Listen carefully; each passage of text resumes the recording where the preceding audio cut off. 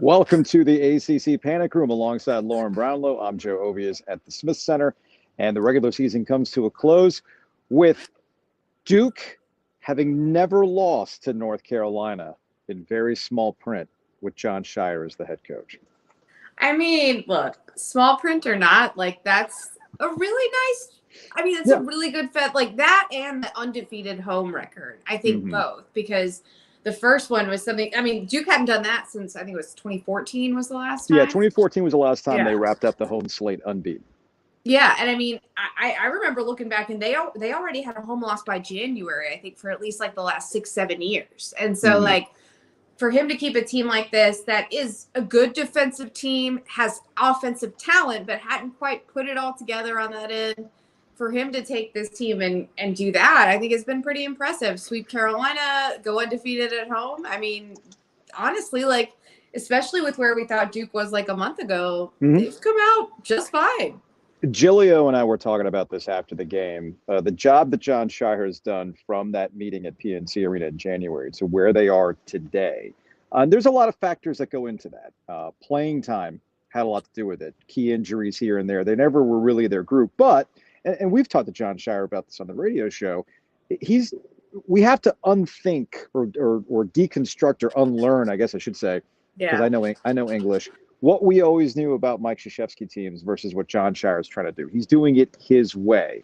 And that means that they've got like an 8-guy rotation that they're comfortable going to at any given moment, where Ryan Young didn't look like he was able to hold it down against Armando Bacot in the first meeting at Cameron Indoor Stadium, and why Derek Lively was so important. Well, they had to deal with some serious stretches without Derek Lively today when he picked up his 4th foul. And they kind of got run over slowly, or Ryan Young did a good enough job getting a key rebound here, not getting beat so badly like we saw at Duke. And Carolina, not getting Bacot the ball as often as perhaps they could have. But that's never happened. So all these things kind of play into each other. And if it wasn't, and this is what Gilio and I were talking about, Jim Larinaga and Miami win the league today. What Jeff Capel was able to do with the Panthers this season was really commendable. But Jon Scheyer should get Coach of the Year consideration for how this stretch, from the totality of replacing Mike Krzyzewski, dealing with the injuries, getting this team to basically kind of understand their roles, understand who they are, which is defensive-minded, rebound-minded, win some ugly games. And that's ultimately my takeaway from tonight's matchup, Lauren.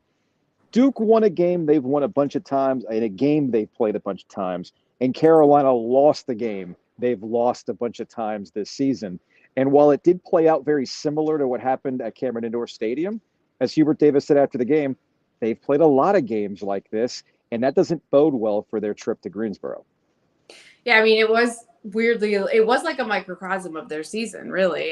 Maybe even of the last 2, maybe even 3 years, honestly.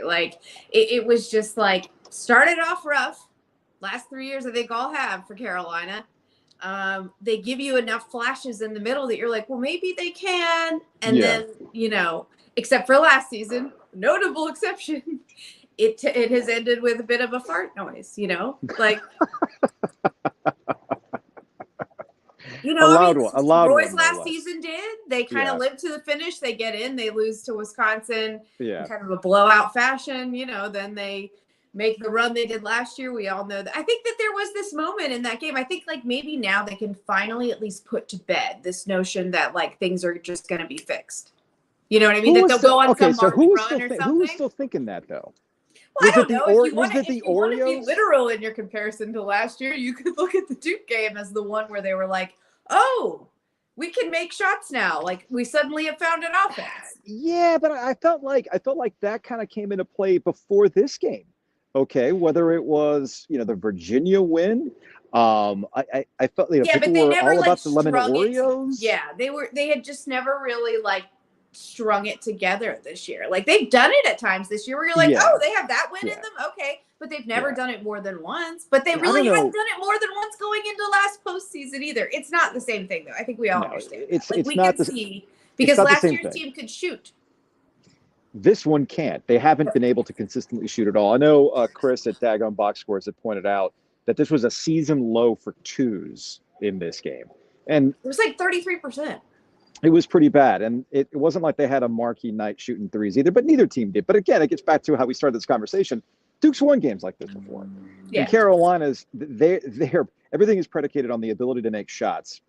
Well, and we can make fun of Roy Williams saying all the time that, everything's a lot easier when the ball goes in the basket, but that's kind of been UNC's MO all year. Nothing's been easy for them because everything has been a struggle. Everything has been difficult. Everything has just been like dragging along. And whether it's running a coherent offense, whether it's, as you mentioned, getting the ball to Armando Bacot, sometimes they do, sometimes they don't. And even today, like, you can commend Hubert Davis. It wasn't lost on anybody in this building, and I know it wasn't lost on anybody on social media, that Caleb Love took 2 questionable shots early in the game, and he sat a considerable amount of time after that. Yeah, it was like 6 minutes, yeah. And, and the reason why I was kind of like, I used the new Michael Jordan meme to sum up their half, it's the fact that Hubert Davis, at this point in the season, is still trying to find some sort of group that gives him a spark. No, man. Like, if you're sitting here trying to get quality minutes for guys you haven't seen all year. He even ended up putting in numbers 1, 2, 3, 4, 5 at one point. I loved that. Yeah, that was actually kind of funny to see. But like, if you're needing, and I know Nada tweeted this, if this is where you're at this point in the year, you can't be trusted in the postseason. You can't be trusted to go string together wins in Greensboro or even the NCAA make no tournament. mistake. No one trusted. Well, and again, I'm not comparing them. I'm just still saying in terms of the way we're looking at it, right? Okay, sure. No one trusted them going into last year's either. I think the ACC tournament did a lot for the way we thought about Carolina going into the NCAA tournament, though. I don't think that we were, even after the win over Duke, I don't think we would have been having the same conversation about Carolina can get this upset win over the 1 seed that we were having by the time they'd gone through the ACC tournament. You know what I mean? And so, that's the thing for Carolina. Like, all right, you got a manageable enough bracket in the ACC tournament. Like, who knows with them? You just don't know. I mean, you and I were talking. It's like, what's likely with this team? Like, what's the least likely outcome? And I said I'm tempted to pick it because, like, that's kind of been how Carolina's rolled this year, and like the ACC as a whole too. It's just whatever the least likely thing is to happen, it's going to happen. So going forward, and I know Gilio joked with me as we were walking down to the press room. He's kind of like, so last year's year is highlighted by Caleb Love's 3 over. He made it last year, missed it this year. He made it last year, misses it this year. It's like a weird symmetry. It really is. Yeah. And there's almost like a you've been watching a ton of movies, horror movies. This is kind of like if UNC was what's that cinema group that you like? A24? A24, yeah.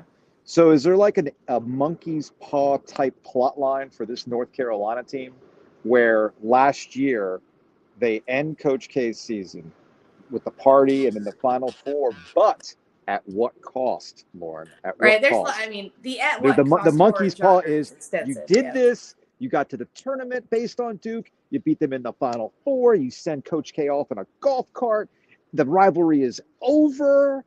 We got the ultimate trope card, and you go from a preseason #1 with NCAA championship aspirations to your NCAA tournament essentially coming down to whether or not you can get to Saturday of the ACC tournament in Greensboro this week. That is some A24 horror movie stuff right there, Lauren. Yeah. I mean, the at what cost movies are very popular. I mean, that's like, it's more like a Black Mirror episode, right? It's like, okay, maybe it's Black Mirror. I was going to say, you're the one who's really into some dystopian stuff. I'm just wondering where this UNC movie would kind of come into play. Dystopian, not necessarily, whatever.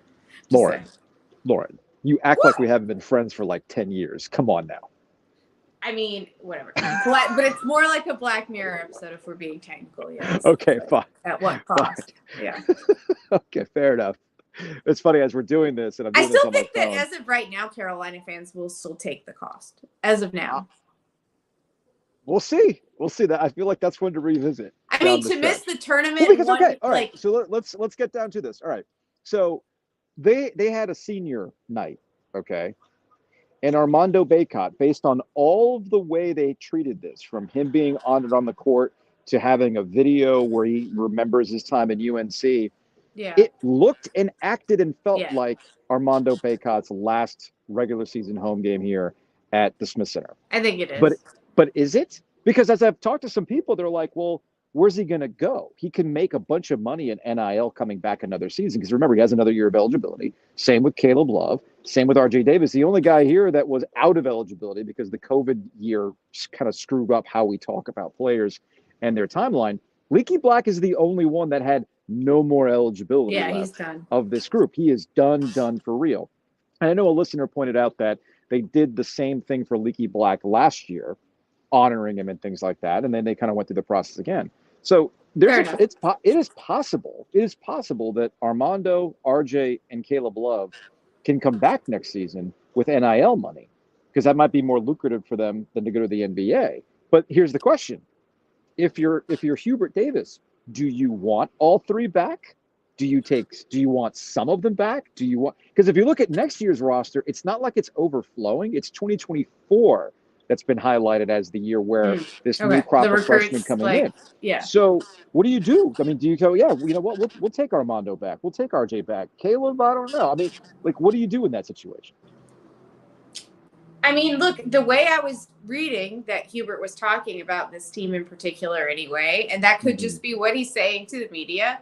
He still thinks very highly of it. And I would think that if he still thinks as highly of it as he says and believes in it the way that he says he does, that not that it's mutually exclusive, to be fair to Hubert, but if he feels that way, you would think he would want the centerpieces of the team back.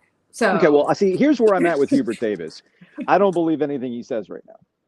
Honestly, I don't. I mean, just having sat there in the coach's press conference, he was asked a pointed question by Andrew Jones of Tar Heel Illustrated, and he was like, you know, the players are kind of fretting about their NCAA tournament chances. What's the message? He's like, where are they getting that narrative from?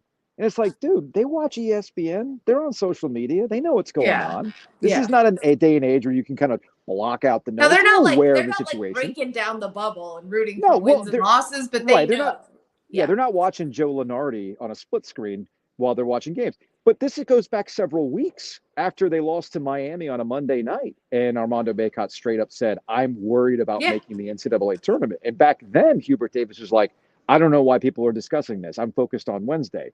And I get that there's a public-facing portion of it, and then there's the behind the scenes. But he's very much like, I still believe in this team. Right. Even though the team keeps giving him evidence to the contrary. And while I commend his unwavering belief in this team, they have not rewarded him with that belief at all. It's like the old boyfriend you keep trying again with, that you're like, maybe one day he'll finally have gotten his stuff together and he's ready to settle down, right? And they, just keep going back. And then no, he's not ready. He's never ready. I feel like I'm leaning back in my chair. Like, do you have some things to get out, Lauren? No, this is not personal. It's literally just a relationship analogy. We all know people like this that have like an ex that they always end up going back to in some capacity. And it's like, oh, now they can change. Maybe they've finally gotten it together. And you're just kind of like, I mean, maybe, but probably not, And that's kind of what this year's Carolina team is like. You're just like, maybe now they will. No, it's not. Okay. What? It works. It's an analogy. No. I'm just saying that's an interesting way of putting it. It's just an interesting way of putting it. Just unwavering faith, though. Like, there's nothing you can do to shake that faith that person will eventually do it. So, all right. He might not be lying. They got no. Well, I guess I'm not saying lying. That's not what I'm trying to get at. If that's how it came across, that's not what I'm saying. No, I know what you're saying. Yeah, it is. It's like he can't really believe that, right? Right. It is eye-opening to me that he's done such. I'll put it like this. I actually am impressed that he's done such a good job of presenting as though he truly believes this team can still put it together, even though just about everybody else, and I'm even wondering if the team has as well, doesn't believe it. So in a way, I commendable, man. Well, remember, he did tell us, to be fair to Hubert, he did tell us last year during the NCAA tournament and almost any media availability he had that, I never stopped. Y'all did.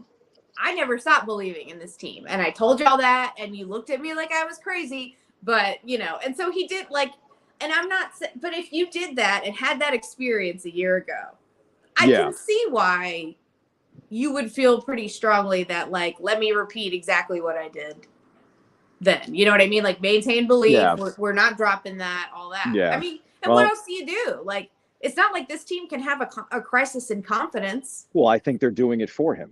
I mean, honestly, I think they're doing it Yeah. for him, and we see it. Right. We see it unfold in the course of the game.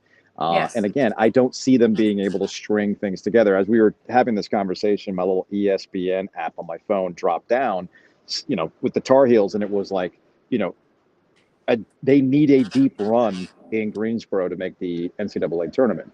Now, that gets to another question. If they don't make the NCAA tournament, we can discuss this next week. Do they even bother going to the NIT? And to me, it's like, what's the point? I mean, honestly, They'll go. I think you don't. I mean, people said that. What is the people point? Said that in 2010, though. Totally different situation. Totally different situation. Okay. That was a transitional post-championship team. You're right. That Roy Williams, while there was some friction with the leftovers. You're right. Like with Marcus Ginyard, and I loved Marcus Ginyard as a player, and so did Roy Williams. But there was the next up and coming group that included guys like Zeller, John and Henson. and Henson and things like that. So that was valuable playing time for them, tournament experience that they could build off of. There's nothing about this group that needs any sort of postseason seasoning. They are what they are. So if you told me that Hubert Davis was going to play all the young guys, if it was the Seth Trimble show, the Dontrez Styles show, okay, then I'm with you on that. But otherwise, it really makes no sense to go, especially going from a preseason #1 team with championship aspirations to winning the NIT. Like, it ain't the same. It just is not the same as 2010. It's been brought up to me a couple times, and I get why. I think it was in 2003 they also went to the NIT, but that doesn't count because that was Doherty's last year. So it's like the situations are completely different to me. Completely different to me when we talk about the NIT. I mean, I guess I don't think they ever have turned down NIT invite. I'm not saying they wouldn't. I'm just saying, like, I get what you're saying. I get what you're saying. I don't know that they would, unless it's like below NIT. I don't see a team turning down the NIT around here necessarily. It just depends. I mean, I think there's a lot that goes into it, but I mean, I feel like teams want to play and they want to keep going. And, I'm not saying that like it would be a satisfying outcome for them. I'm not saying that. I'm just saying I'd be surprised if they said we're not doing it. All right, back to Duke. I don't see Duke. Duke's good. Yeah. Okay. They're good. I don't know if that makes them Final Four. I don't know if they I don't know if they win the ACC championship. I really don't know.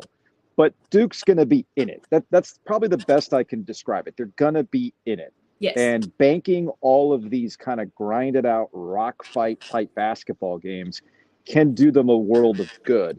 And with every one of these wins, I feel like they've just kind of been stacking. All right, we were this at one point, overcame that. All right, we still had some things to work out, overcame that. And being here in a very loud building that was really feeling it when they went up 4 with about 8:08 to go and they put Derek Lively back in the game, it was easy for them to just kind of shrink back because it's a completely different kind of environment. And Duke hasn't been great on the road. They just haven't this year. I mean, no one has, but definitely. So their ability to fight through that and even overcome, Tyrese Proctor was not at his best today. A lot of forced tough twos. One of the step backs he had contested like in a one-on-one situation that missed badly. I mean, I literally thought, I was like, that felt like a Caleb Love shot. Like, just why? Yeah, but then you got Mark Mitchell comes up and makes some big plays. Kyle Filipowski, who's probably going to be in the running for the ACC Player of the Year, had a really weird, wonky game. But again, it was like a weird way to get to ended up being a pretty phenomenal game for him. And I don't know who's going to win the ACC Player of the Year. I know Ken Palm loves Kyle Filipowski. It's entirely possible that Armando he's a big who shoots a high percentage that makes threes and doesn't. I don't think he's super turnover-y either, and he gets some other stats. So like his efficiency numbers are going to be like off the charts. It's possible Armando Baycott gets a career award that he didn't get last year, so he gets ACC Player of the Year this year. I mean, again, I don't know. It's been a wide open race. It could go to the best player on the best team in the case of Miami. I know Isaiah Wong's made a case as Sure. well. So there's any number. If Pitt had won, you probably take Pitt's players best player as well. So I really don't know how the regular season awards are going to shake out. I don't know who's going to win ACC Coach of the Year. I mean, maybe Jim Larrañaga gets it for winning it. Maybe Jeff Capel gets it for being up until the last game getting it. I know John Shire's going to get some Coach of the Year votes as well. But it's been a very what started out as a very uninteresting ACC season in my book. It started off really, really slow. Once they got into league play, there were enough storylines and enough, if you watched, enough entertaining games with I got you here, you get me there outcomes that it ended up being a pretty good, fun season in the ACC, regardless of how you feel about them nationally. I know Ken Palm's got them 7th behind the Mountain West, but ultimately, Lauren, it ended up being a pretty entertaining year in conference play. It was a little too coastal chaosy for me, just a touch, like just literally results that seem to make no sense almost on purpose. Like you're just like, wait, you beat them and you literally the next night can't beat the worst team in the league or like whatever it is. I mean, just a lot of things happening that made very little sense from a night in, night out basis. But like, it was entertaining. It was weird at times as usual. That's on brand for the ACC as well. We love that. Love to see that. But yeah, I mean, it was just kind of some underwhelming teams, some really bad ones, like historically bad. But like, I mean, yeah, there were some teams that they're capable of beating you on a night in, night out basis. Mm-hmm. All you have to do is be like that good. And the ACC had a bunch of those types of teams. Yeah. But well, let's go wrap it up. That's going to wrap it up for this edition of the ACC Panic Room. We will have our final run of Panic Rooms at the ACC tournament in Greensboro. Yes, we are finally sunsetting the ACC Panic Room once the ACC tournament comes to a close. But I can't think of a better place to do the final ACC Panic Rooms, Lauren, in Greensboro for one of the more coastal, chaosy ACC basketball seasons. Very excited about this.